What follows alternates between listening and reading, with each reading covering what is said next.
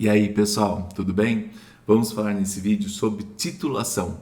Titulação é um assunto recorrente que tem caído em diversos vestibulares. Inclusive, achei uma questão da Faculdade de Medicina de Jundiaí que fala sobre titulação, inclusive falando sobre o dia a dia de um técnico. Então vamos lá.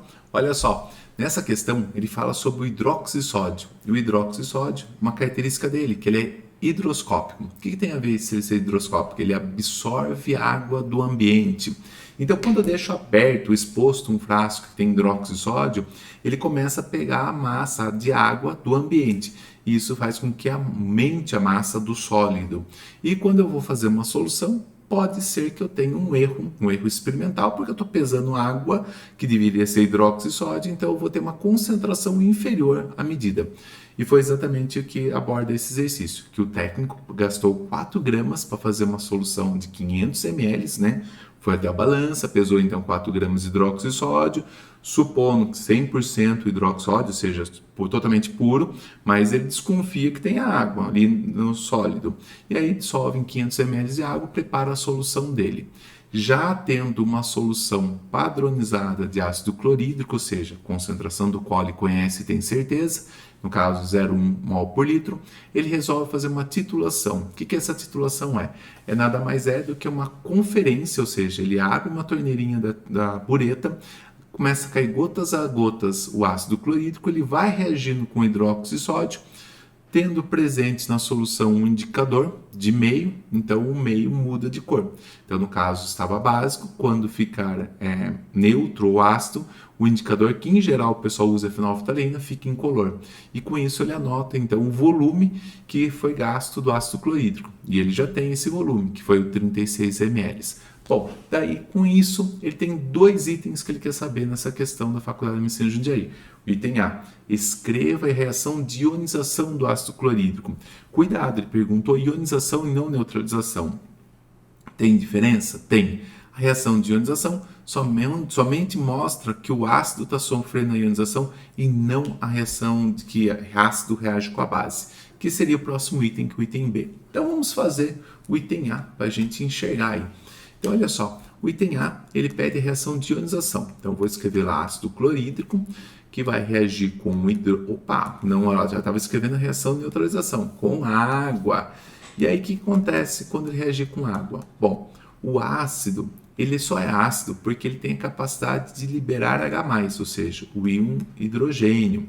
Então, se ele está doando H+, quer dizer que está perdendo um elétron esse hidrogênio. Quem recebe esse elétron? Cl-.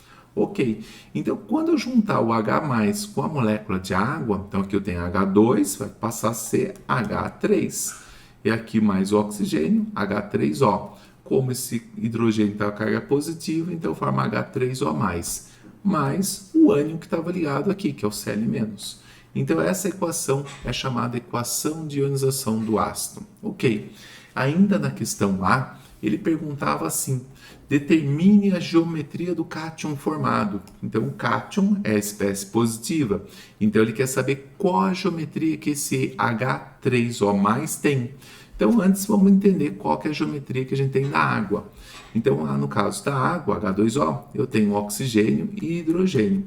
O oxigênio é do grupo 16, então significa que o oxigênio tem 6 elétrons na última camada de valência. E o hidrogênio, como é do grupo 1, ele somente tem um elétron. Então, o hidrogênio vai ligar com o oxigênio, vai fazer uma ligação. Outro hidrogênio vai fazer uma ligação com outro oxigênio. Então, tá aí. O oxigênio precisava de 2 ligações para ficar estável, de acordo com a regra do octeto, né? Tem os 8 elétrons. E o hidrogênio somente 1, né? Porque o hidrogênio só tem o subnível S, fica estável com um elétron só a mais. Bom, então temos aqui. Só que essa geometria, ela é composta de 4 pares de elétrons. 4 pares de elétrons? Sim. Então, eu tenho um par de elétron aqui, um par de elétron aqui, um par de elétron aqui, um par de elétron aqui. Então, são 4 pares de elétrons. E se vocês olharem numa tabelinha de geometria, eles vão falar assim, olhe quantos pares de elétron tem e olhe quantos ligantes tem. No caso nosso, temos somente 2 ligantes, que são os 2 hidrogênios. 2 ligantes. Então, ligado ao átomo central, são os 2 hidrogênios. A geometria com 4 pares de elétrons e 2 ligantes é angular. Então, a geometria da molécula de água é exatamente como eu desenhei aí. Tem um ângulo entre os dois hidrogênios, né? Hidrogênio, oxigênio, hidrogênio. E se eu colocar mais um H+ aqui, então vamos supor que um hidrogênio chegue aqui e queira se ligar. Como ele está sem elétron, ele pode automaticamente absorver os 2 elétrons que o oxigênio tem, que a gente chama de ligação coordenada. E uma vez feito assim, eu poderia representá-lo. Vou fazer assim para ficar mais fácil para a gente enxergar. Então, aqui seria o hidrogênio, que vai receber esse par de elétrons. Aqui é a ligação covalente normal do hidrogênio. Então, esse hidrogênio aqui seria esse hidrogênio que veio aqui, recebeu esse par de elétrons. Vou colocar o positivo aqui mais próximo para a gente entender. Então, agora eu tenho 4 pares de elétrons de novo. 4 pares de elétrons, só que eu tenho 3 ligantes, não mais 2 ligantes. E aí a geometria com 4 pares de elétrons, 3 ligantes, ela não é mais angular, ela se chama piramidal. Então temos aí a estrutura piramidal, no caso do H3O+, que seria correspondente a essa estrutura aqui. Ok, então aí tem exatamente para saber se o candidato sabe o que é a geometria dos átomos. Ok. E o que interessa para a gente aqui no caso desse vídeo, que é o foco, a titulação, é fazer exatamente o item B. Calcule a massa de água que foi absorvida pelo hidróxido de sódio quando ficou exposto ao ambiente. Bom, aí vamos para o item B. E aí para o item B a gente tem que entender que a gente tem um processo de titulação, onde a gente tem uma bureta, que ele tinha então ácido clorídrico, que tinha uma concentração conhecida de 0,1 mol por litro, e que ele gastou um volume de 36 ml. Então, se a gente for lá no texto, vamos ver. Ácido clorídrico a 0,1 mol por litro e gastou 36 ml. E tendo em solução para ser titulada 20 ml de hidróxido de sódio. Então, exatamente aqui abaixo da bureta, geralmente a gente usa um Erlenmeyer, aqui a gente então tinha um volume de 20 ml de hidróxido de sódio. Para todas as titulações, é necessário montar uma reação, que é a reação que mostra que o ácido reage com a base, no caso, uma reação de neutralização.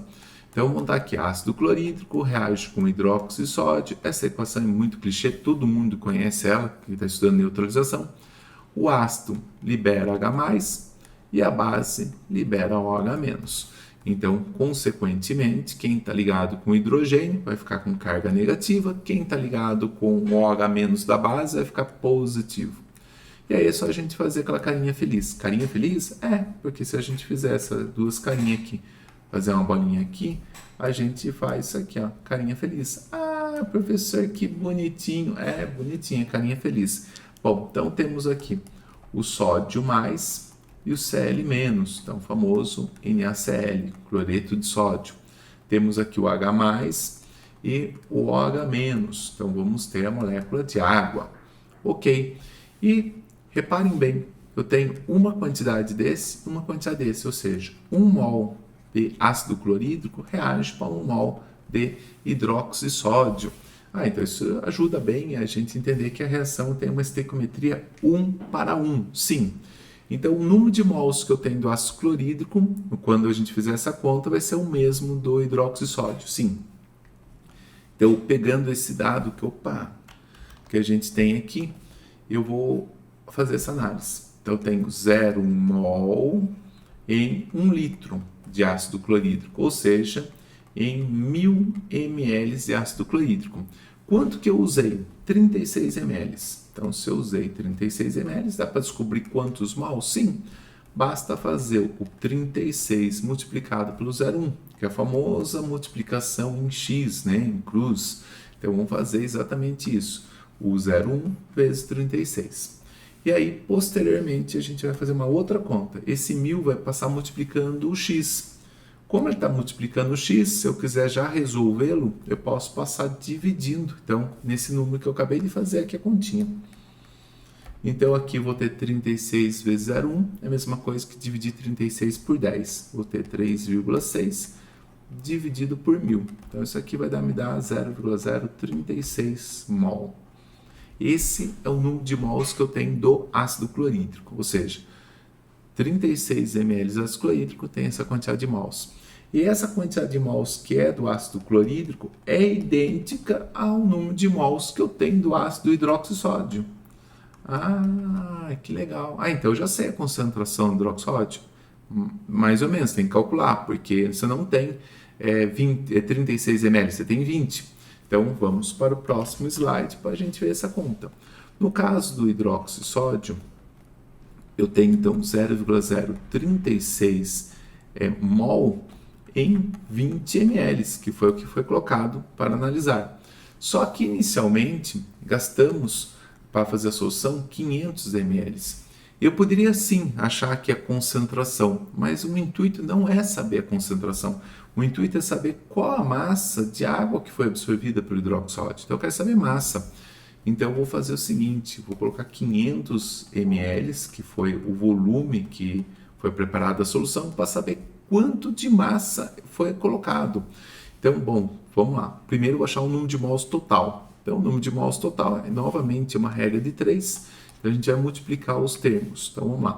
X é igual a 0,0036 vezes 500 dividido, estava multiplicado por 20, então dividido por 20. Corta zero, corta zero. 50 dividido por 2 dá 25. Então é a mesma coisa fazer essa conta aqui. 0,36 vezes 25. Podemos pensar que aqui eu tenho 0,09 mol de hidroxissódio. Então, ao preparar a solução, o número de mols total que foi colocado foi 0,09 mols. Só que eu quero saber massa, não quero saber mols. Então, para isso, a gente vai usar o primeiro dado que foi nos fornecido, que é a famosa massa molar. A cada 40 gramas eu tenho 1 mol. Então, vamos calcular. Então, 1 mol está para 40 gramas. Então, se eu tiver 0,09 mol, eu tenho X gramas. Então, é só fazer uma multiplicaçãozinha em cruz, tá? Então, vocês vão ter X é igual a 40 vezes 0,09. Isso aqui vai dar 3,6 dividido por 10 vai dar 3,6. Isso, 3,6 gramas de hidroxissódio. Ok, então essa é a massa que eu tenho de hidroxissódio. Ok, mas o exercício, né, quando a gente estava trabalhando, não foi colocado 4 gramas? Foi colocado 4 gramas. Então, se pesou 4 gramas e eu estou determinando que eu tenho 3,6, eu posso pensar assim. Vamos colocar aqui um outro slide para não ficar bagunçado.